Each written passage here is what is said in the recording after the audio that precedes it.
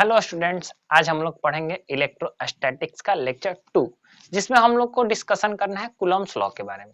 Coulomb's law क्या होता है, तो शुरू करते हैं कूलम्ब्स लॉ के डिफाइन से।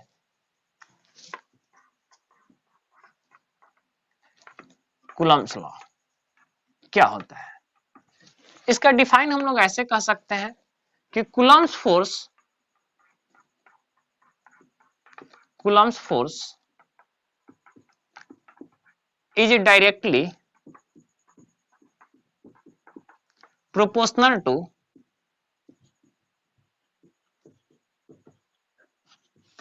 to magnitude of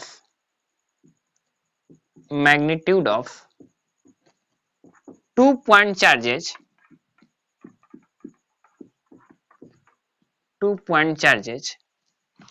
and inversely proportional to, लिख देते हैं शॉर्ट में, proportional to square of distance between them, square of distance between them। इसका मतलब क्या हुआ, इसका मतलब समझिए।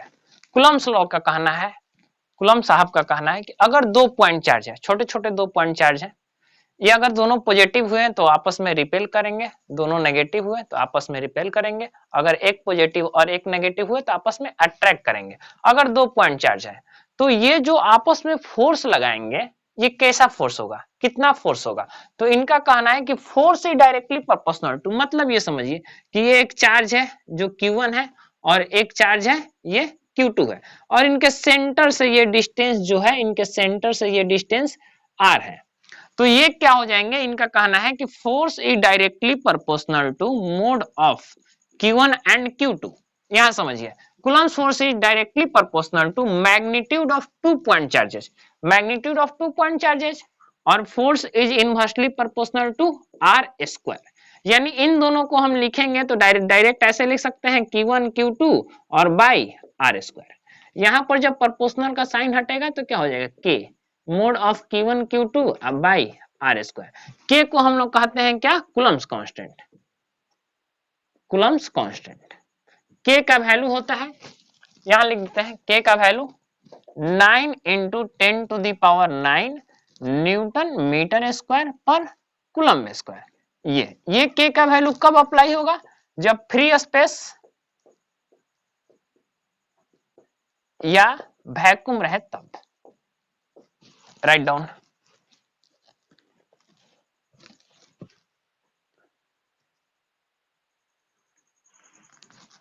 चलिए हम लोग देखें क्या K का value, K is equal to 9 × 10⁹ Newton metre square पर कूलम्ब स्क्वायर। इसका डायमेंशन भी आता है एग्जाम में, इसका डायमेंशन ऑफ K का डायमेंशन क्या हो जाएगा, न्यूटन। न्यूटन मतलब क्या, फोर्स, और फोर्स का क्या हो जाएगा mLT⁻²।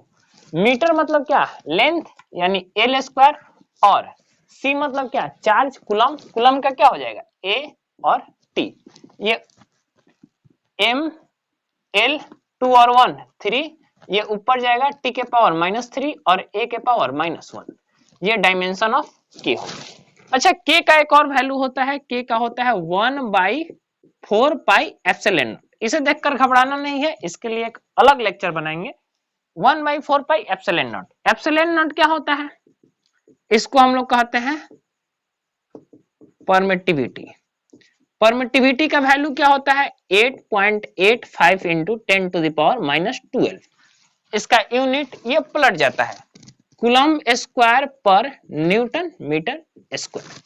इसे राइट डाउन करिए। ये परमिटिविटी पर आपको एक अलग से नेक्स्ट लेक्चर हम बना के डालेंगे, ये परमिटिविटी क्या होता है, नेक्स्ट लेक्चर ये रहेगा परमिटिविटी अलग से, वो कुछ 15 मिनट का टॉपिक है, वो आपको बता देंगे। ये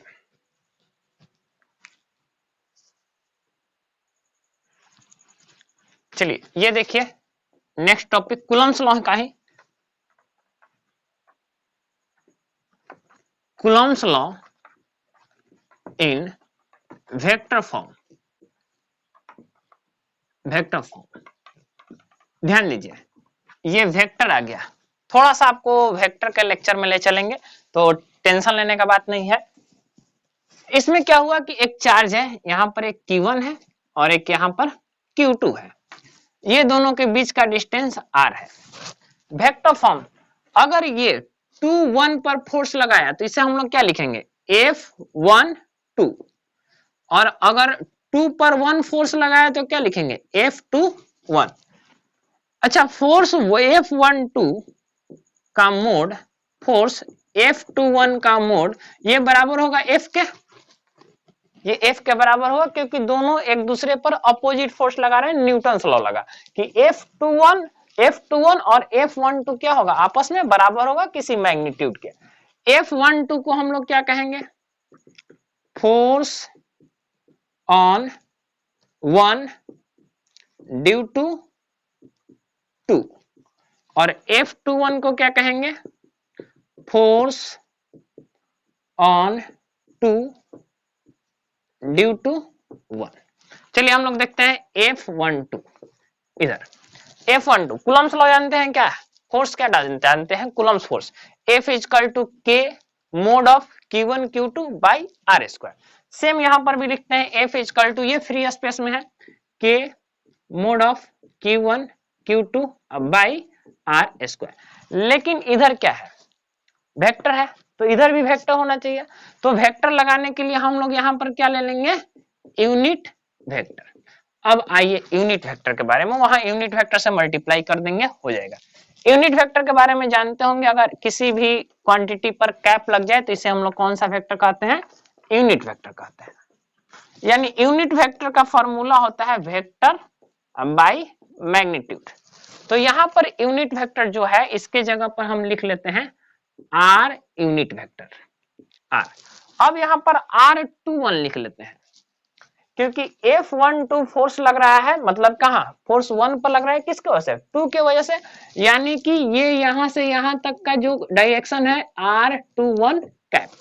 R21 को हम लोग क्या लिख सकते हैं, ध्यान दीजिए, R21 यहाँ आइए, R21 का वेक्टर अब बाई R, क्योंकि R21 का जब मैग्नीट्यूड लिखेंगे तो ये R21 किसके बराबर होगा, R के। तो यानी R21 हम लोग लिख लेंगे R वेक्टर 21 बाई R, यानी कि K mod of Q1 Q2 by R square, R21 का वेक्टर और बाई R, यानी क्या हो जाएगा, K mod of Q1 Q2 R21 का वेक्टर बाई R क्यूब। ये F12 हुआ, राइट डाउन।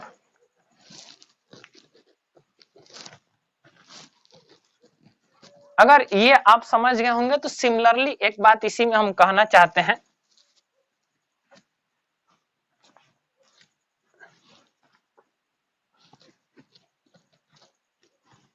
सिमिलरली इसी में देख लीजिए, F12 है, F21 K mod of Q1 Q2 by R cube, और R वेक्टर कितना यहाँ है 21 ना, यहाँ क्या हो जाएगा 1 2, और हम लोग जानते हैं R21 vector is equal to minus R12 vector, क्योंकि दोनों सेम मैग्नीट्यूड लेकिन डायरेक्शन अपोजिट, इसीलिए हम लोग लिख सकते हैं F12 vector is equal to minus F21 vector. इसका मतलब क्या हुआ, ये एग्जाम में क्वेश्चंस आते हैं, ये न्यूटन थर्ड लॉ हुआ ना, ये हुआ न्यूटन्स थर्ड लॉ। ये क्वेश्चन आते हैं, deduce the Newton's third law apply Coulomb's law, deduce the Newton's third law apply Coulomb's law, मतलब न्यूटन थर्ड लॉ को प्रूव करना है किससे, कूलम्स लॉ से। ये राइट डाउन, ये इंपॉर्टेंट है, आपको जानना है कि थर्ड लॉ को प्रूव करना है कूलम्स लॉ से।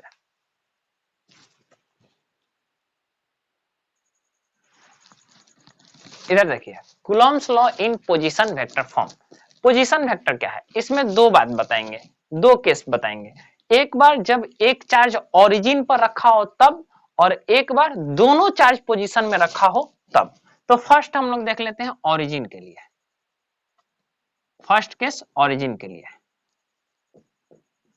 कि एक हमारा ये सिस्टम है, ये एक्स एक्सिस और ये वाई एक्सिस। एक चार्ज हमारा कहाँ है? ओरिजिन पर, और एक चार्ज कहीं स्पेस में है। ठीक है, यहां से यहां तक का पोजीशन होगा कुछ। अगर ये कोऑर्डिनेट, ये पोजीशन वेक्टर हम मान लेते हैं r, तो यहां पर देखा जाए कूलम्ब्स लॉ F21, F21 का मतलब क्या हुआ कि फोर्स लग रहा है कहाँ? 2 पर, किसके वजह से?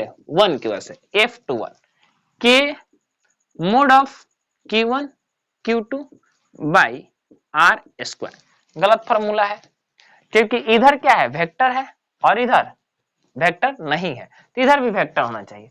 अब यहां पर क्या हो जाएगा कि R vector by magnitude of R, यानी इसको हम R कह सकते हैं, यानी क्या हो जाएगा? K mod of Q1 Q2 by R Q और R वेक्टर। अच्छा, पोजीशन वेक्टर के बारे में हम लोग जानते हैं कि अगर यहाँ का कोऑर्डिनेट x और y है, तो ये क्या कह सकते हैं?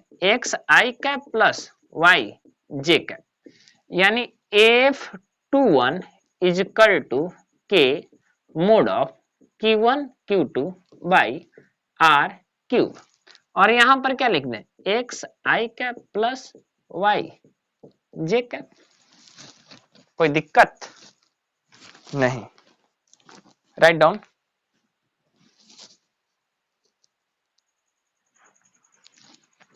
इसका हम लोग देख लेते हैं केस 2।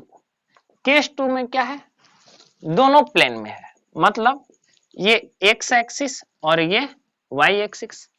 एक चार्ज यहाँ Q1 है और एक चार्ज यहाँ पर Q2 है। यहां से इसका पोजीशन वेक्टर मान लेते हैं R1 और यहां से इसका पोजीशन वेक्टर मान लेते हैं R2। यहाँ का कोऑर्डिनेट सपोज x1 y1 और यहाँ का कोऑर्डिनेट x2 y2। कोऑर्डिनेट के बारे में अभी नहीं जानना है ये। अब हमें क्या, दो जो चार्ज है वो आपस में फोर्स लगाएंगे, तो उन दोनों के बीच का डिस्टेंस चाहिए। अब यहाँ पर हमें ये डिस्टेंस नहीं पता है। देखिए ये वाला डिस्टेंस क्या हो जाएगा? अगर ये आप इधर फोर्स लगाते हैं तो इसे क्या कहेंगे? F12। अगर ये इधर जा रहा है तो ये हम लोग क्या करेंगे? R1 minus R2।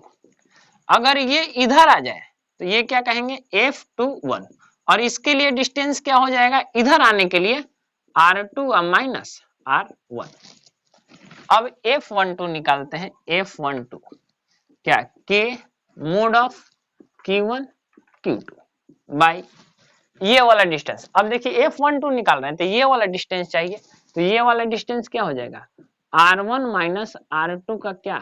स्क्वायर। और यहां पर यूनिट वेक्टर, तो ये हो जाएगा R1 vector minus R2 vector by mod of R1 minus R2।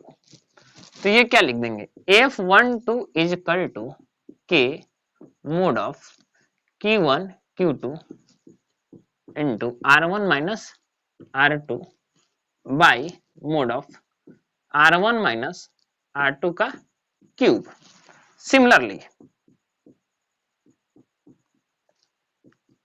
अगर F21 तो क्या हो जाएगा? K mod of Q1 Q2 by R2 minus R1।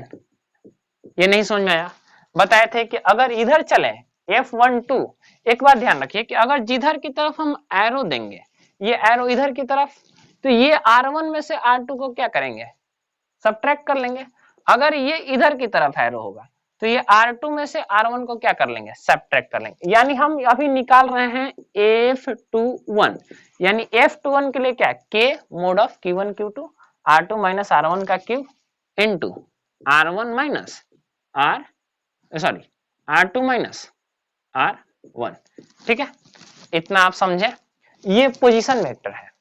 ठीक है, अगर पोजीशन वेक्टर आता है इसमें आपको कंसीडर करने आना चाहिए कि consider 2 point charges Q1 and Q2 having position vector R1 and R2 respectively.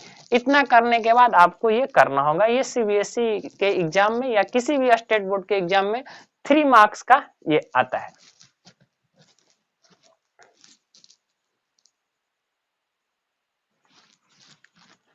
अब हम लोग देखेंगे सुपरपोजिशन।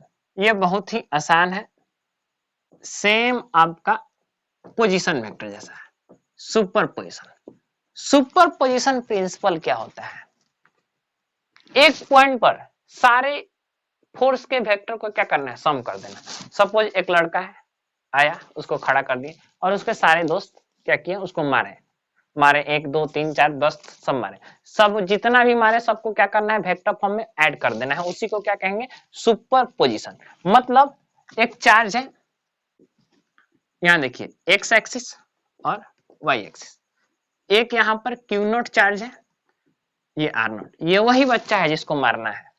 एक यहाँ पर चार्ज है Q1 जिसका पोजीशन वेक्टर R1, एक चार्ज है Q2 जिसका पोजीशन वेक्टर है R2, एक चार्ज है Qn जिसका पोजीशन वेक्टर है Rn। ऐसे बहुत सारे हैं, ठीक है, n तक।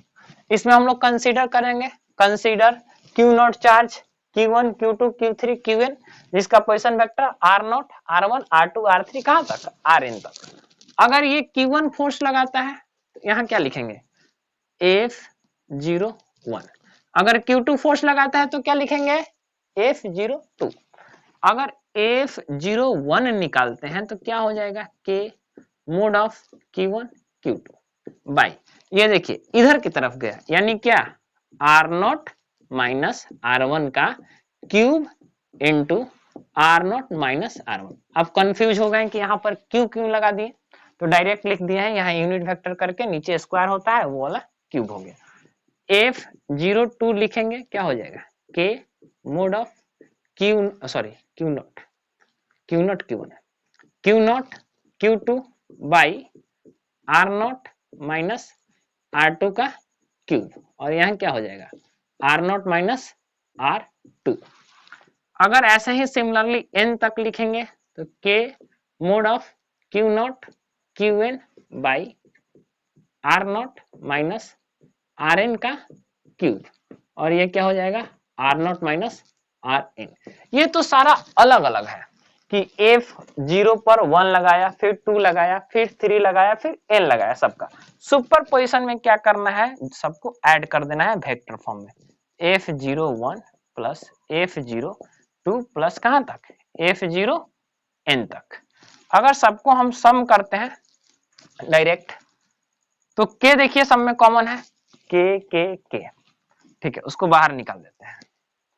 Q0 Q1 by R0 minus R1 का क्यूब, और यहाँ क्या हो जाएगा? R0 माइनस R1 प्लस, सबका ऐसा ही कर देंगे। अगर डायरेक्ट आप थोड़े से मैथ वाले हैं तो ये समेशन जानते होंगे, लास्ट वाला टर्म लिख देना है, K Q0 Qn by R0 minus Rn का क्यूब, और ये हो जाएगा R0 माइनस Rn। और n कहां से शुरू हुआ है?